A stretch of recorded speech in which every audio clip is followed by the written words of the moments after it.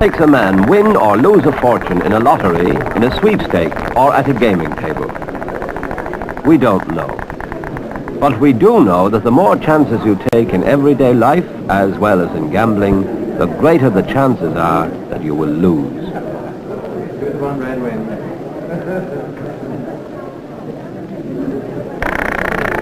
This film is about road safety and the gamblers behind the driving wheel. Let's have a look at one of them. A man who lost heavily.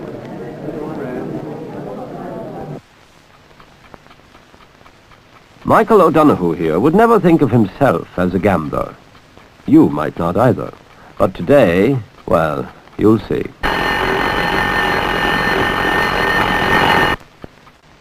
Mr. O'Donoghue, let's call him Michael, has a constant problem. His alarm clock never seems to work too well. It only goes off once every morning. Now, a great deal depends on Michael's alarm clock. Mrs. O'Donoghue? The Mrs. O'Donoghue? Master O'Donoghue? The junior Mr. O'Donoghue? And the family watchdog, Cassius. All depend on it, but it just won't go off a second time. Even the milkman, who usually makes quite a racket, makes no impression on the O'Donoghues. It's only when the dog's old enemy, the postman, arrives that the family has to sit up and take notice.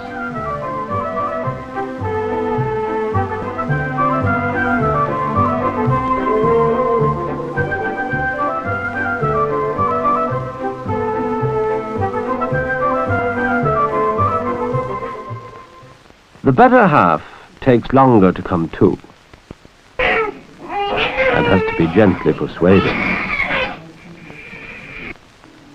We all like something to pick us up in the morning, but the cup of tea is all the breakfast he's going to get. Yes, it's too bad nobody heeded that alarm clock. And he's still got to shave. That's better. Anything for a little peace. Yes, time's getting along, and you can't hurry an old-fashioned shave. Maybe he ought to grow a beard. It might get him out faster in the morning. In another part of town, another man and his family are preparing for work and school. Mr. Frank Byrne is a pretty average sort of fellow, with a wife and 2 young children. Frank Byrne owns a light motorcycle, very handy for getting him to work. Michael has a smart estate car, and he rather fancies himself as a driver. These men do not know one another, but they are going to. Michael would not just believe that in about 15 minutes he's going to encounter Frank Byrne on his motorbike, run him down, maim him, and perhaps kill him. He wouldn't believe it because he considers himself an average, ordinary, law-abiding man. Almost everyone who causes a road accident thinks of himself as ordinary and law-abiding. Frank is as good a motorcyclist as most, which means that he too can be careless in ways. For instance, he tends to drive too near the crown of the road. No, not a very good start to a busy day. Already half an hour lost, which must be made up somehow. Yes, make sure that the safety belt is properly adjusted.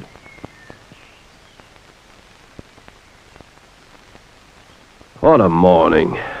Dud alarm clock, bad blades, detours to the schools. Oh well, might as well get going.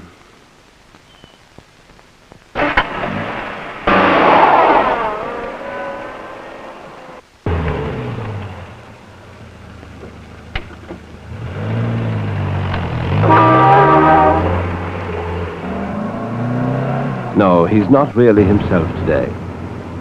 That meeting is at 9:45 sharp, and he'd hate to give a bad example by being late.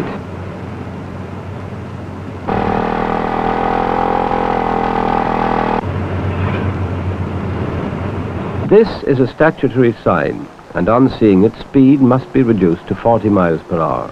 That speed must not be exceeded until this sign is passed. But Michael intends to exceed it right now, seeing that all the morning traffic has gone ahead, though there are always awkward stragglers left to clutter up the road.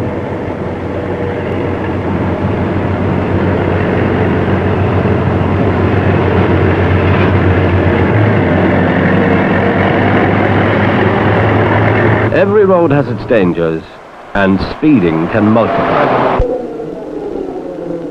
A simple situation like this can lead to a crisis when you're speeding.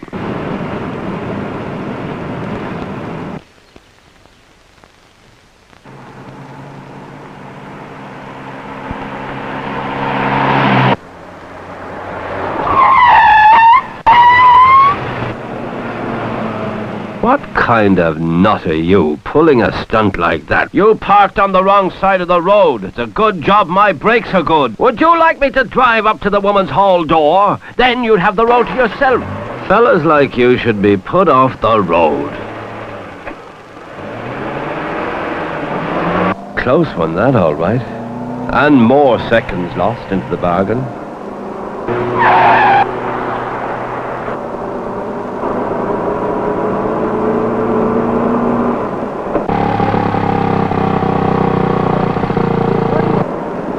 Of course, these stop signs don't really mean stop.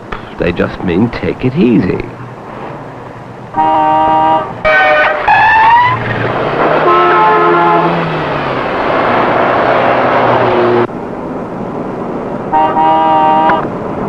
The heck is he honking at? Some people never heard of road manners.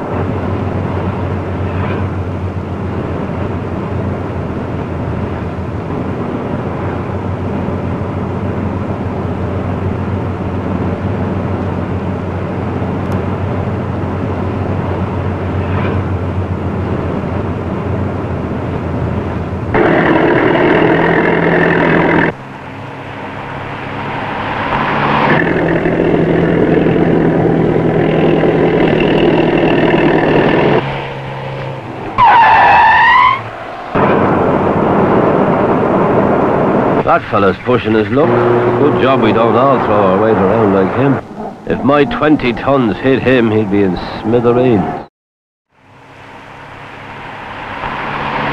On passing this sign, speed must be reduced to 30 miles per hour. But Michael is not too particular about that. Frank is getting along nicely, but of course he gave himself plenty of time. Michael believes that you can make time by being more aggressive than the other driver.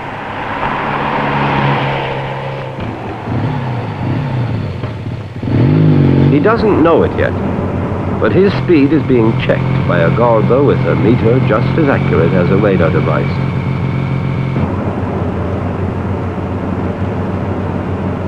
If only he had the sense to use his mirror.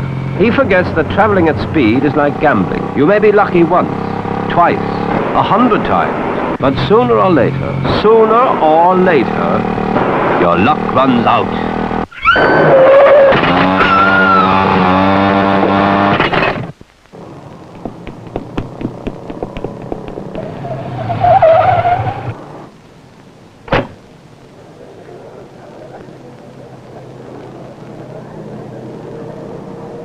An accident means confusion, helplessness, horror. It happens 10,000 times a year on Irish roads. What should you do to help? Warn oncoming traffic, thus preventing further accidents. Ring for an ambulance as soon as possible. Do not move the victim.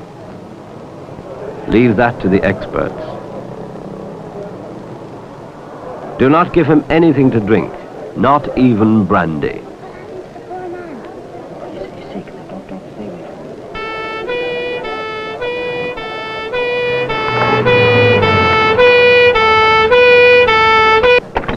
Excessive speed is a major cause of accidents. Speed limits are there for a specific purpose. They have been found necessary all over the world. Michael O'Donoghue could have stopped in time had he been observing the speed limit in this 30-mile zone. What right has he to trust to luck when the stake is someone's life? Frank Byrne was saved in this case from instant death by his safety helmet, but he is nonetheless severely injured.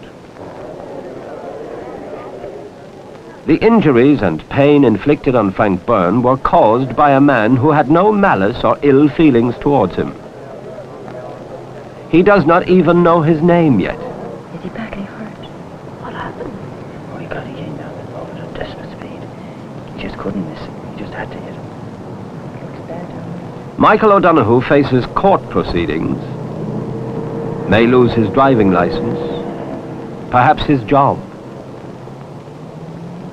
Frank Byrne may still have his job if he pulls through and is still able to work.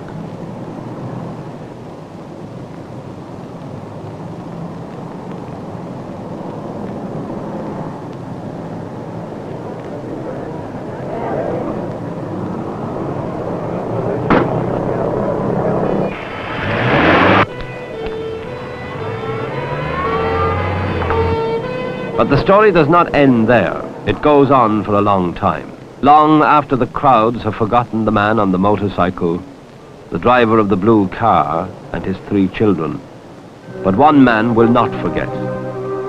Already he sees the aftermath. The Gorders' visit to Frank Byrne's house to break the bad news. The sorrow of the young wife.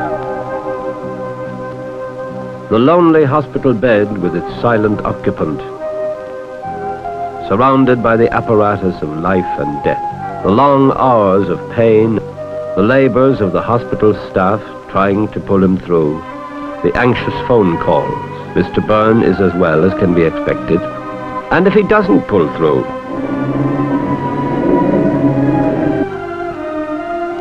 What right has he to wreck the lives of 4 people? To gamble with eternity, to gain a few minutes.